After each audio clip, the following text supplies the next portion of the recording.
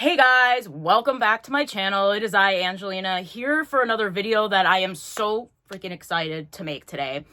I am going to be reviewing MGK's new movie, Colson Baker, his new movie, Taurus, that just came out 2 days ago. So I'm very excited to share this moment with you guys. If you are EST, leave it in the comments below. What are you thinking? How did you enjoy the movie? Also, if you haven't seen this movie, there's going to be spoiler alerts. So come back if you haven't seen the video, watch that first, and then come back over and let me know what you thought of the video, or let me know what you thought about the movie, I should say.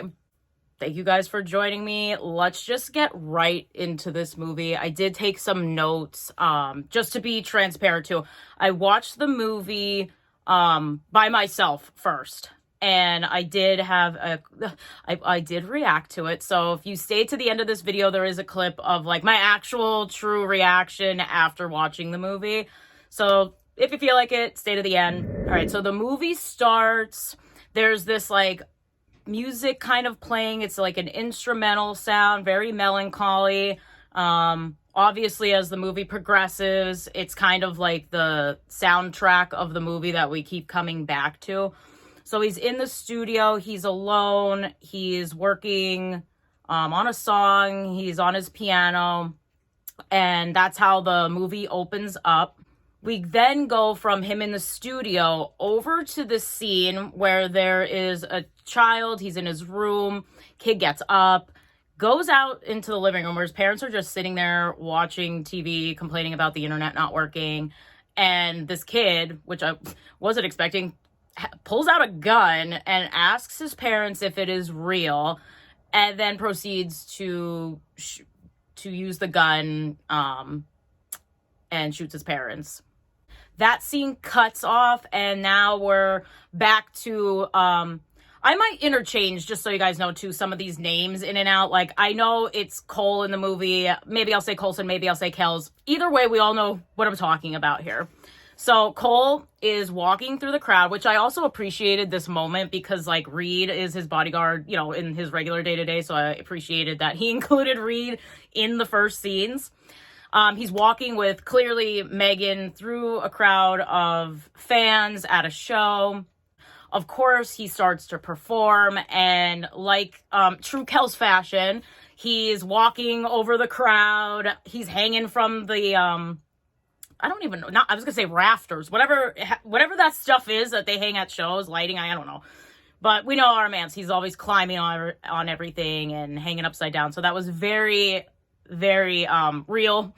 Very real scene of what he does normally when he's performing. So the show ends and it goes back to Kells being on a plane. He's exhausted. You could tell he's just drained and very alone in that moment. After the plane scene, it cuts to Naomi Wild, who Lena, I believe, is her name in the movie. But like I said, I might interchange the real names with the movie names, but she's sitting in a tub, smoking a doob, relaxing, and she receives a phone call from what it sounds like is a producer asking her to kind of come into the studio, which you find out she does. And she's just kind of are you serious? She's very shocked by it. They cut, she gets to the studio. The first opening line that he actually speaks in the movie, first line he says is, "Doesn't it feel like we're in a movie?" I was like, apropos opening. But they're sitting together. It's it's melancholy. We're getting the sound, the instrumental from the beginning of the movie flowing back into this scene. Naomi's got a beautiful voice, and I really I do love the song, and we know we're getting that song in real life. So, it was very moving, really beautiful. Like I said, she's got a beautiful voice. Kells brings out his quartz crystal and tells her that it keeps his good energy in and helps him to manifest. And, she's kind of just holding it in her hand, kind of checking it out. And then he takes it back from her, which we know also in real life, Kells has become way more in tune with himself.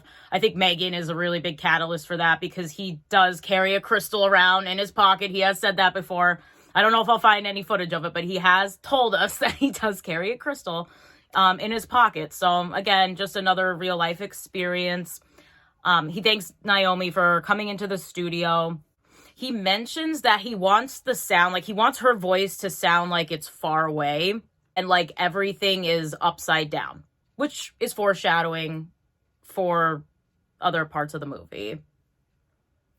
It cuts to Naomi being taken back in a car, like, oh, we have a car out front for you, like, we're good here, and she takes off. This is also the first scene where we see, again, I'm going to interchange these names, we see Maddie, which is the real actress's name, but she is supposed to represent Olivia, who is his actual assistant in real life.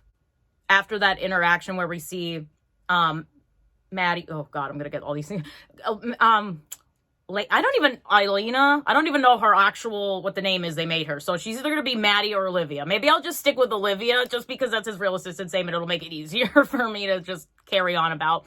But anyway, after he talks to her, we see her introduced for the first time. It does cut back to Naomi in the car crying. The very next scene is Kel's in a bathroom. He's sitting on the toilet with the lid down. He's not literally sitting on the toilet, but he's sitting on the toilet.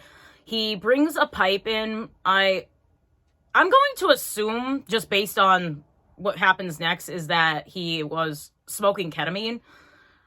Just because like he then goes into this like hallucination in the movie where this was a very interesting kind of depiction of like what was going on in his mind in that moment. He's on this like stage setting, like almost like a comedian setting or something, and there's like an audience and he's just kind of talking and making like jokes to himself, and he keeps repeating like, why did you go to New York?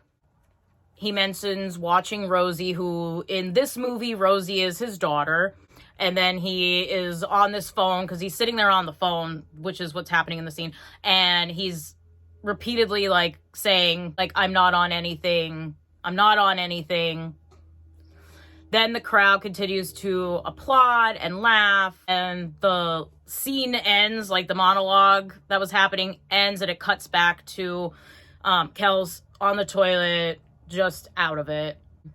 Now the movie cuts back into being in the studio. This is where we first see Slim. I really enjoyed in this movie that he genuinely had people from his life like be the people kind of in his life. Like we got to see Slim, Baze pops up in there, Rook pops up in there, obviously Megan's in the movie. So it's really like nice to kind of see the team, you know? Slim is in the studio, which I'm trying to figure out who the producer was. Like I'm not sure if that's supposed to represent Andre.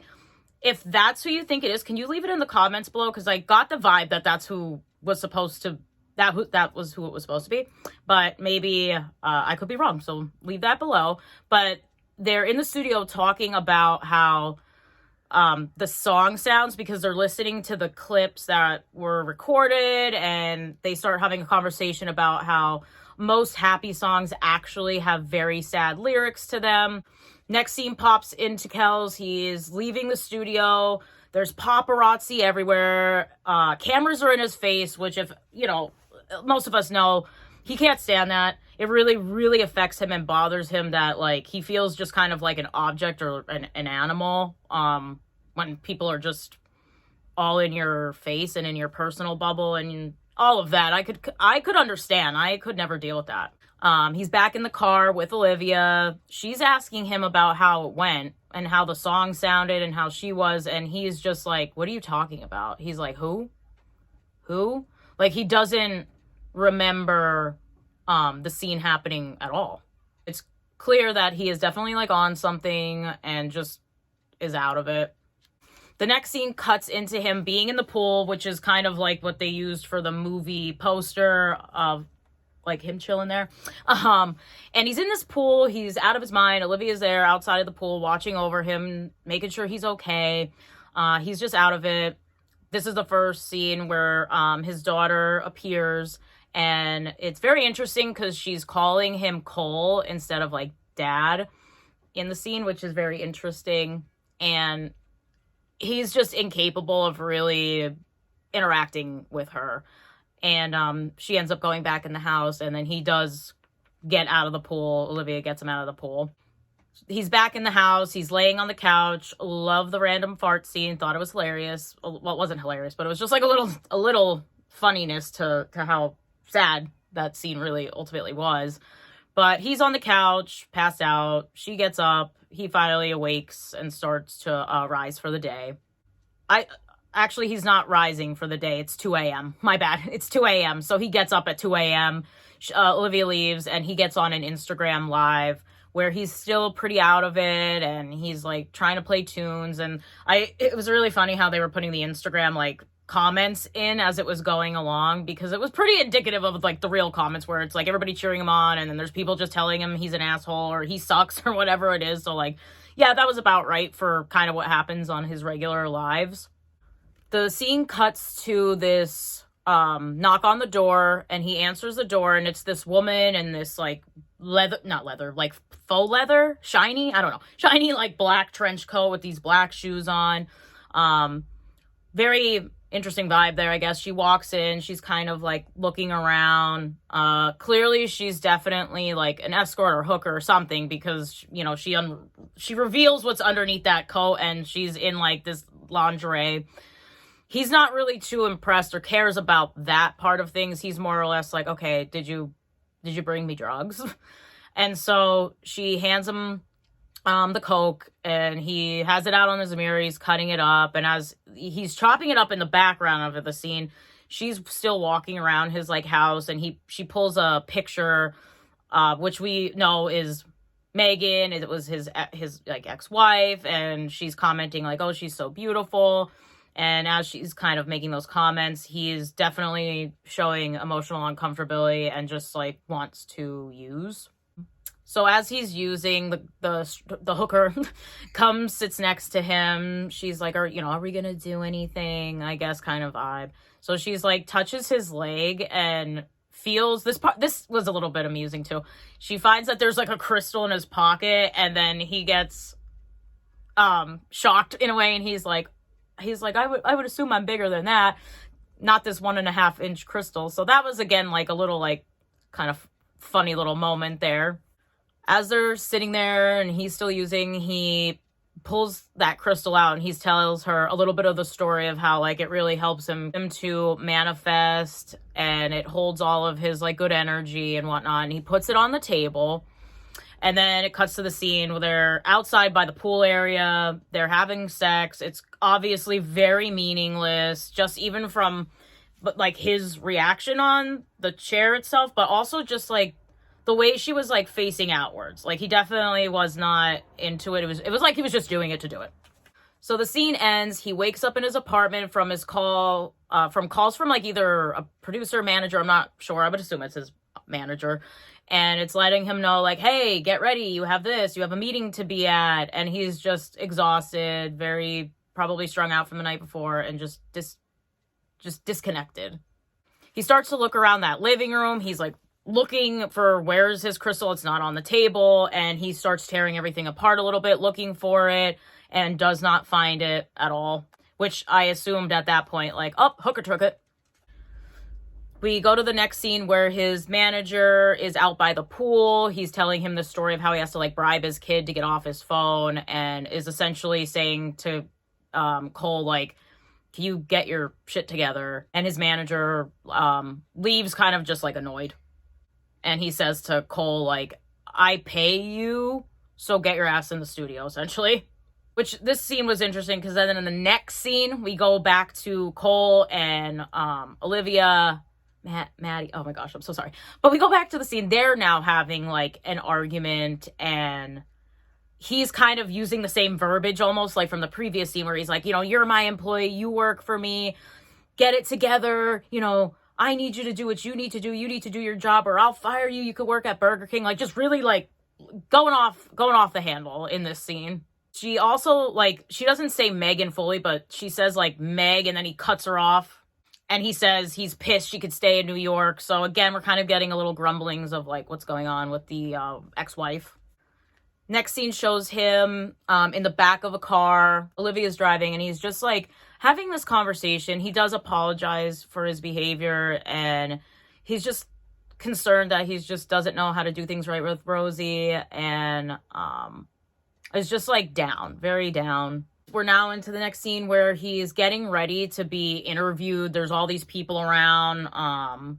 They're getting everything set up. He's just sort of like, just in his own headspace, just like really not interested, not wanting to do this interview. He was not feeling it. He also finds out that that interview is being live streamed, where he says like he doesn't know, or he didn't know it was going to be live streamed, and he like wasn't prepared for it. And he approaches Olivia and he's like, yo, you didn't tell me about this. You didn't say like, hey, you know, I got to do something live. And it results in like another really big blowout between Olivia and Cole. And everyone's just kind of in shock that it's happening. But it was definitely really over the top. This particular scene was kind of like a little bit weird for me to watch, just because I have seen Kels actually do a flip out like that. Here's a little, like, I'll tell a little side story real quick. Why not? So I was this was Hotel Diablo vibes. It was the Philly show 2019, October of 2019. And I had like a meet and greet ticket, and I was wearing this outfit. I'll throw a picture. And so I was wearing a skirt. And we got into the room, into the venue where he was doing the meet and greet. And I was standing because like you had to, they had the pillows at the time. Remember the Hotel Diablo like pillows? So they were on the floor to like sit on, but I'm like, all right, I'm wearing like this skirt. I really can't sit. I really can't sit on a pillow right now.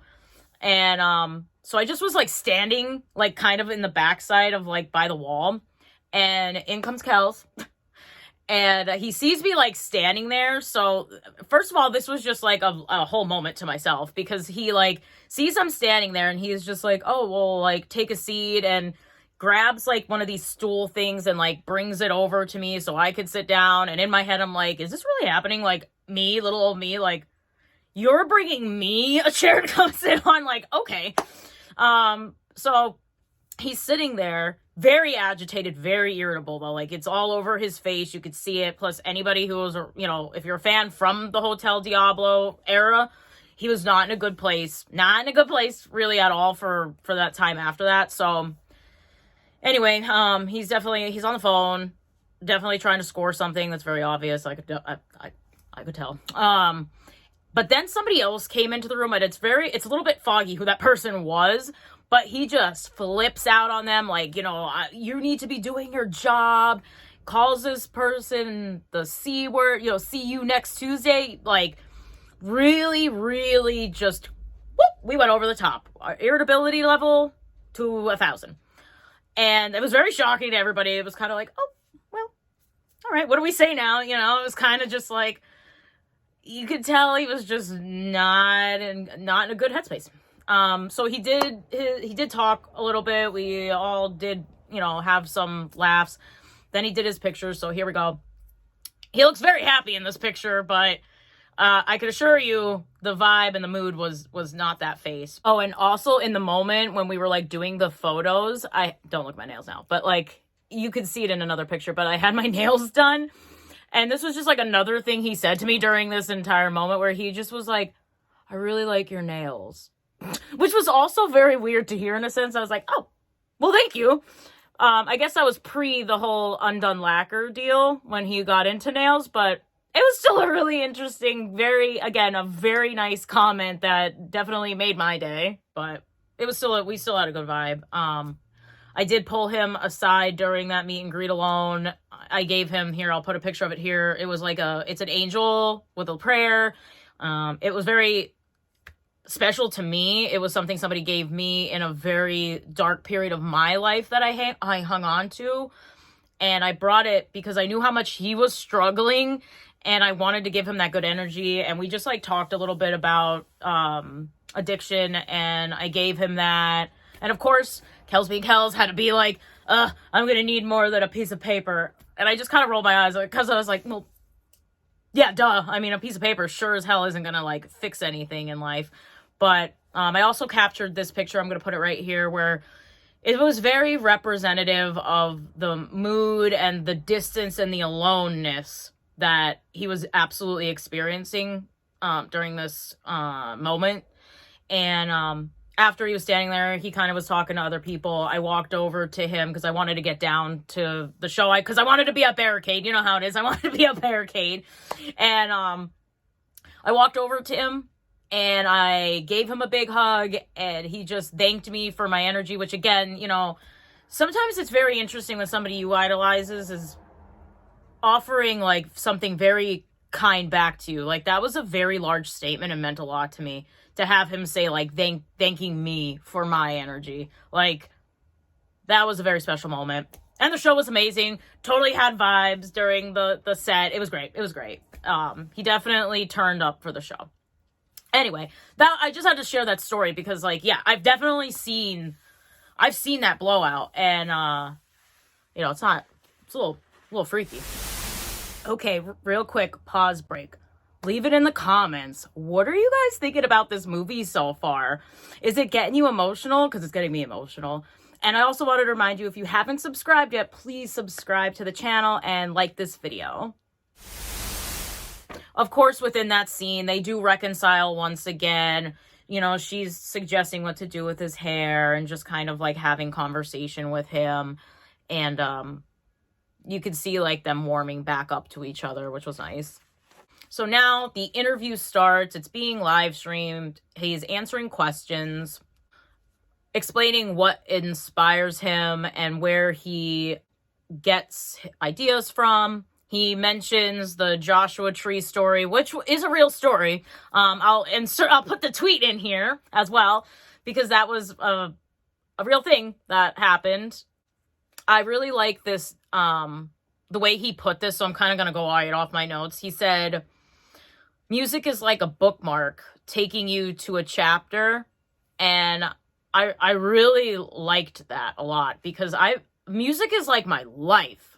Music means more to me than TV, movies, things like that. I could listen to just music all day long and never really watch like programs. And music, I feel the same way about music. Like, I can listen to certain songs and they absolutely take me back to parts of my life. And it's really, I've really just enjoyed the way he put that. He also mentions like experiences like with Blink-182 being his favorite band and 50 Cent. And again, it looked like he was just like going off the top of his dome. Like, it didn't seem like this was an actual script, because it just was him sharing actual events that have happened and that are real to him. So I don't even think this was really scripted. I think he was just just talking from the heart. At least that's my opinion.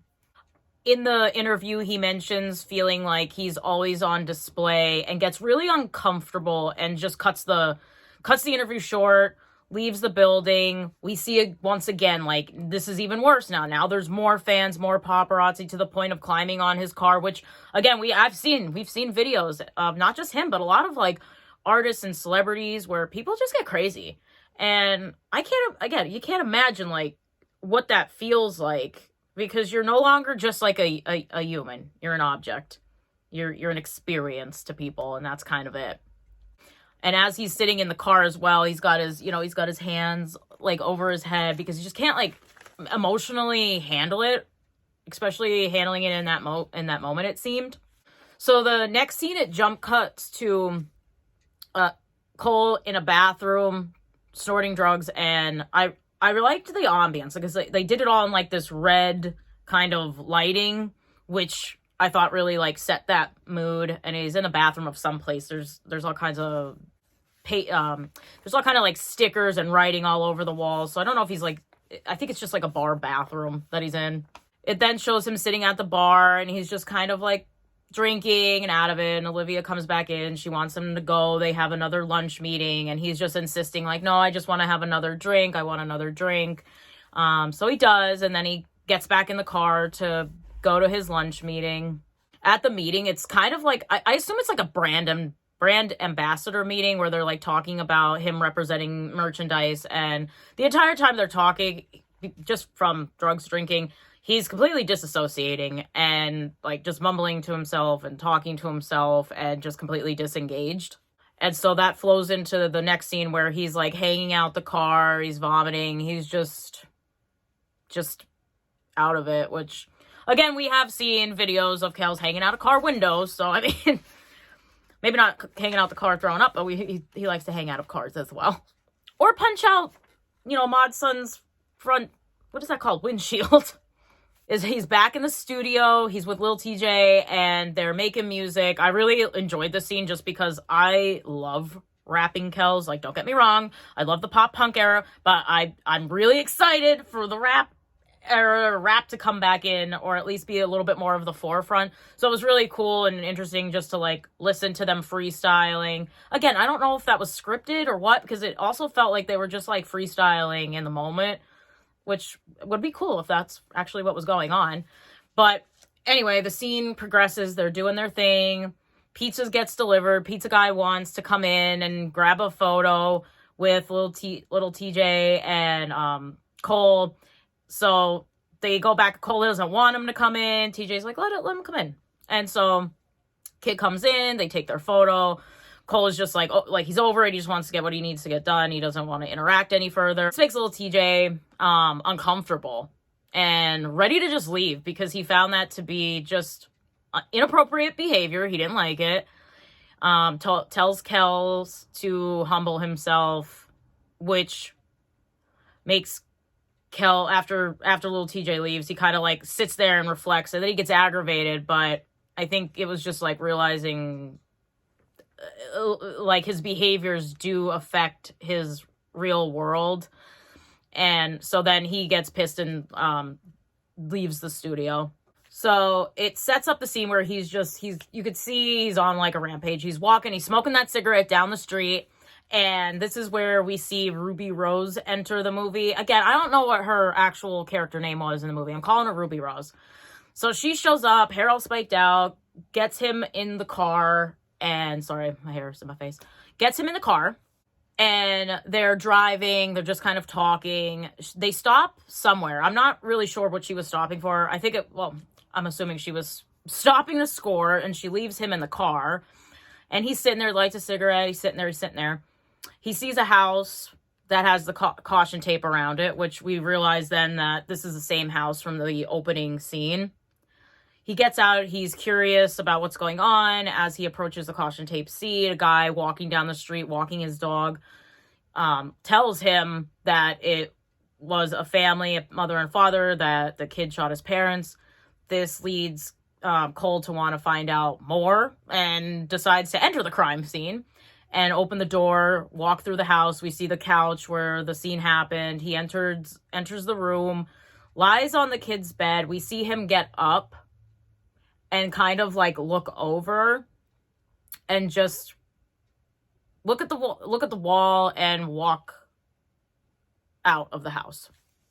While he was in the house, you have Olivia getting yelled at in the studio because she's not watching him. He went off somewhere, and they already know that he's going with Ruby Rose, and they're pissed off about that.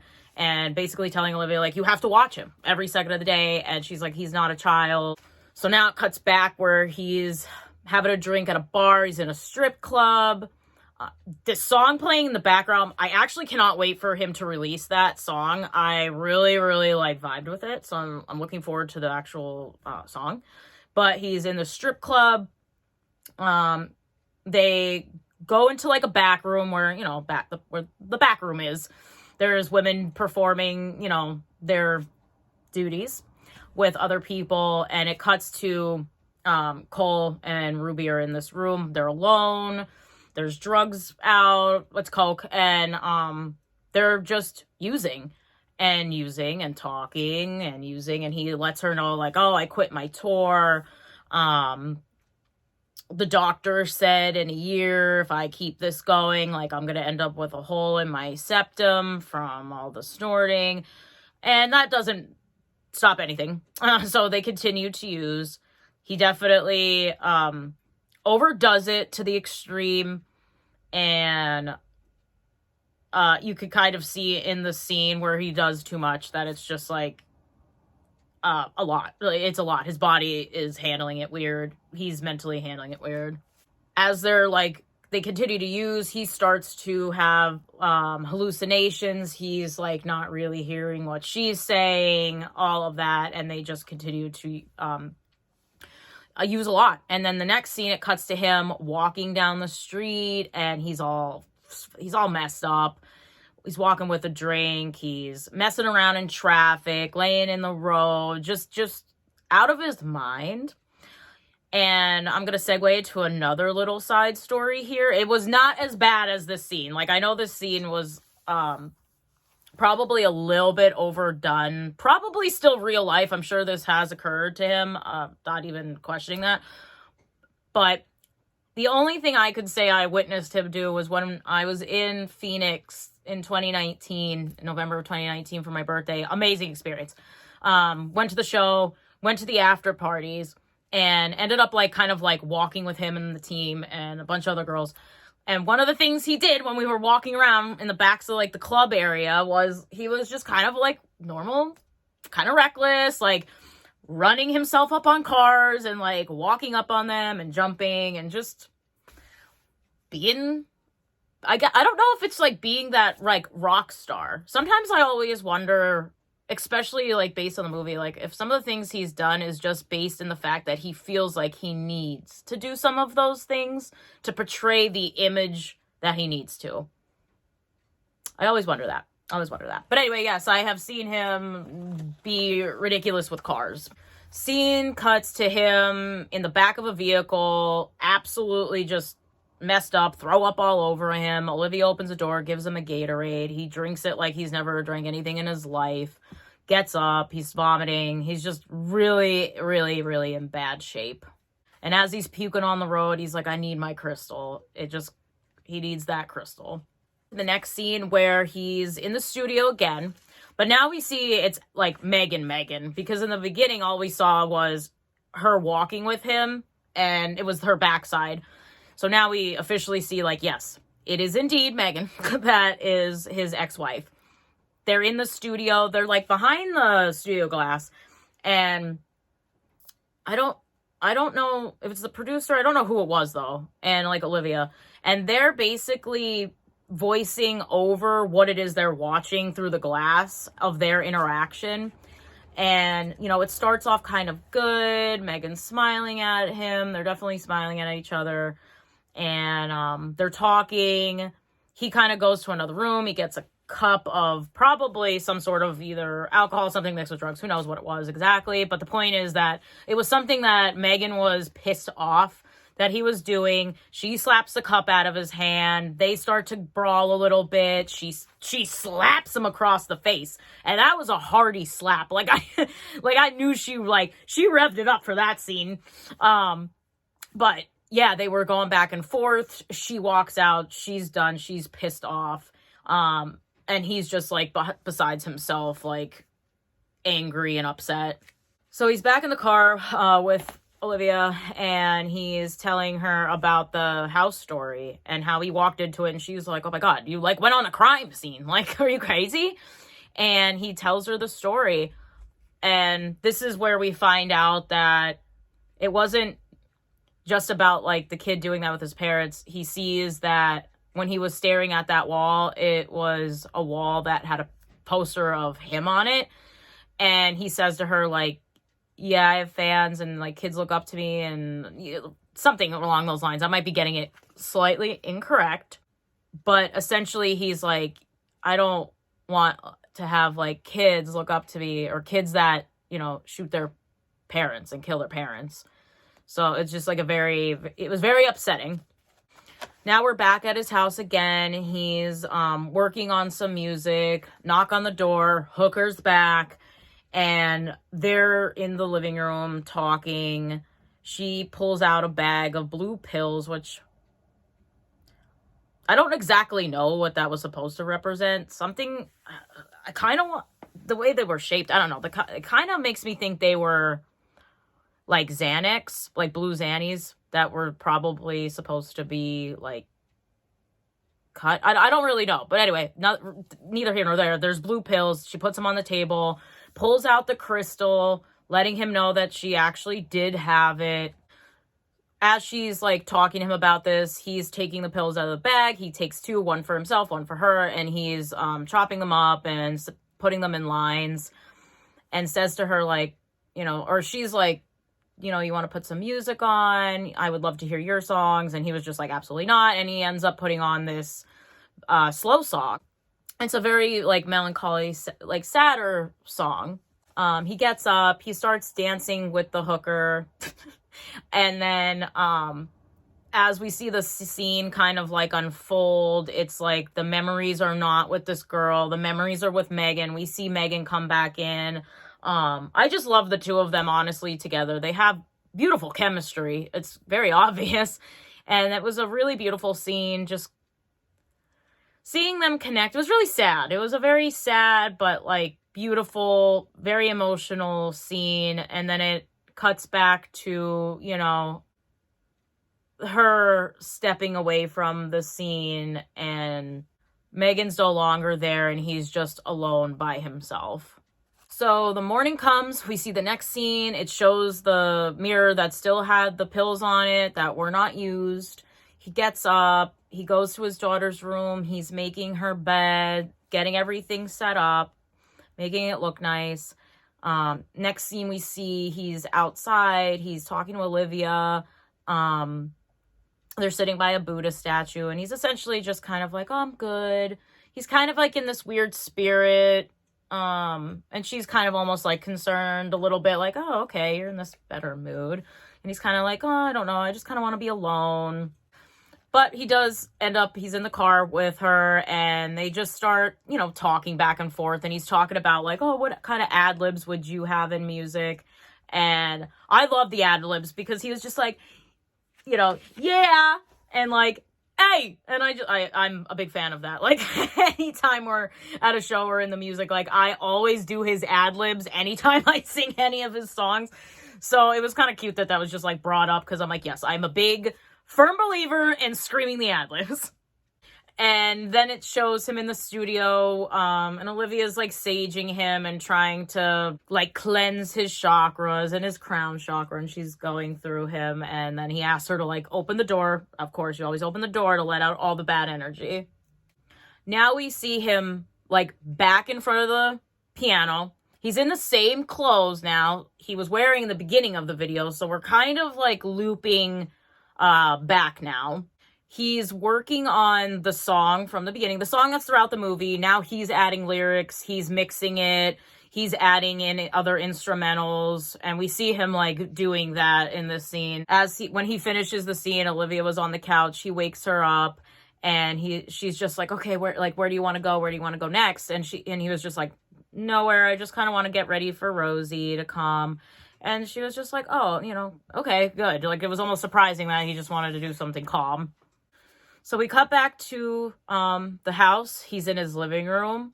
We see him sitting in the chair. The pills are still on the mirror, lined up there. And we just see him looking at them and basically contemplating what he wants to do.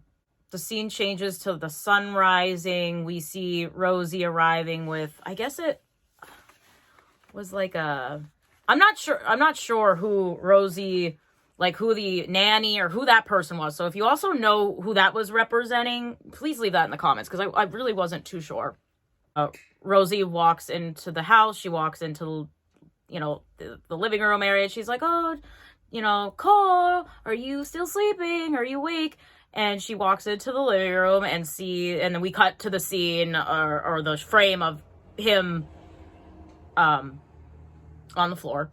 And we know that's not, we know it's an overdose, okay? I don't know why I'm, like, trying to dance around that. Yeah, he decided to use, and it was an overdose, which is why I mentioned, like, I felt like it might have been Xannies, because that's such a prominent thing. So many people in the industry have lost their lives from buying, you know, street Xanax, and they end up being cut with fentanyl, and has killed a lot of our artists in the past couple years at an insane rate. But anyway, the next scene is Rosie outside. You know, they're trying to talk to her. it's showing like the caution tape, the ambulance is there, the police officers. Of course, there's a lunatic like fan or somebody that's like live streaming and reporting on it. Like it's like the biggest news in the world that this person's capturing to tell everybody about. It was just, that was horrible to just see as well. I hated that. The managers in the studio just like, oh, this fucking kid. Slim's sitting in the studio and he's just, do we play the song? So they start playing the fully finished version of the song that he was mixing and finishing from, the night before. As that song is playing, we kind of see like this montage of, Olivia eating a burger, but like crying hysterically in the car. It's just kind of like going through the motions of like what everybody is going through with losing him. And then it shows also like Naomi getting on an elevator to go sit with these people that are, managers or would like to get her into the industry since she was like this up and coming rising star. And, they're just talking and she's just kind of sitting there and they're like, we're going to take great care of you. We're going to protect you. Which was kind of ironic because, look how much they protected Cole in the movie. It's just all talk. And then we get to the part where we see Cole, he's walking on the beach. You see is just walking into the ocean. I really enjoyed the way this scene was depicted. As he's walking through the ocean, the screen is spinning. It's rotating upside down. And for part of that scene, you can't tell. It's like an optical illusion because it looks like it's upside down, but then it also reverses back. So it's just kind of playing this like mental game of what direction that scene is being filmed in. And it of course is very reminiscent of what he says in the beginning to Naomi when they're sitting in the studio. And he says, I want the sound to sound like everything is upside down. Okay, hold on. I just have to add this little piece in there because I just noticed this like effect. I'm editing the video and I'm rewatching it to get a couple of clips just for the bit. Anyway, and I realized that the house in the beginning scene is upside down and becomes right side again, just like the scene with the ocean at the end there. So I like that tie-in. I had to put that in here. The movie ends, Paper Cuts starts playing, which we know Paper Cuts has to do with the industry and feeling like he's just like a puppet on strings, feeling like he can't kind of get it right. I mean, I don't have to get into Paper Cuts. Anybody that has listened to the song and knows, we know Paper Cuts is about the industry. I just want to add in my kind of 2 cents here. I thought the movie was...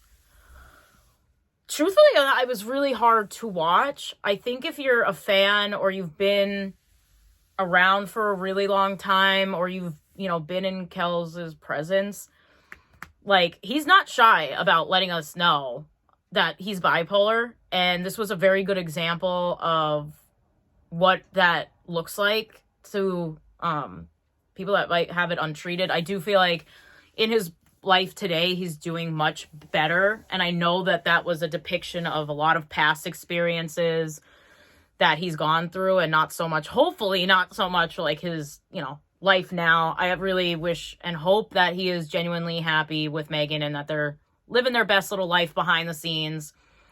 But, yeah, it was a really difficult movie to watch though. Prior to watching the movie, I said to, Cam, who I adore, miss terribly. I lost him literally 3 months ago today. And I lost him to an overdose. So it was really hard to just like watch this movie. It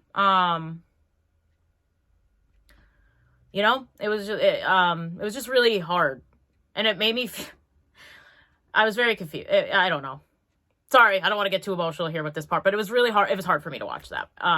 Based on my own life experiences, based on losing someone I love deeply very recently, who was my like EST twin, my buddy, somebody I just loved. Okay, let me just shut the hell up. I just loved, and had he been here still with me, we would have been, you know, going through this movie, talking about it together. I know this movie would have hit home in a lot of ways for him too. And yeah, it was really a hard ending, and then I don't think I expected that ending. Let me just say that. I didn't expect for him to actually die at the end of that movie.